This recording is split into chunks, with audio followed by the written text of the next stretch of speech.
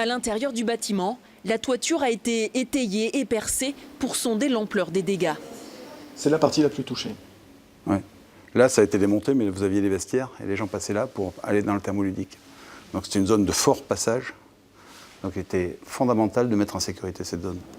Là où l'état de pourrissement des poutres est le plus important, dans l'espace thermoludique où la condensation de l'eau chaude des bassins est très importante, toute la charpente est atteinte.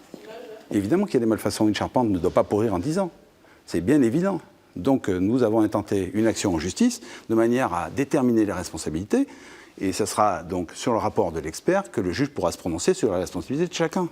En septembre 2018, face à l'évidence du danger, la décision est prise de fermer cet espace.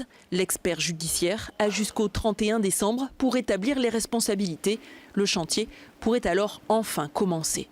Les travaux vont être assez longs, puisque ce sont de gros travaux.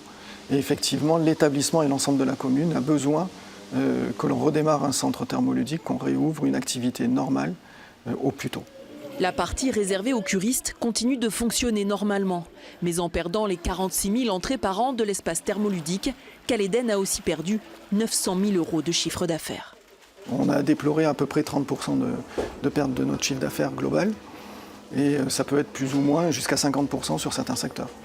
En débloquant la semaine dernière une avance de 700 000 € que Caléden devra rembourser sous 2 ans, le conseil départemental, actionnaire majoritaire de l'établissement, vole au secours de l'un des plus importants employeurs de chaudes aigues et de l'unique centre thermal du Cantal.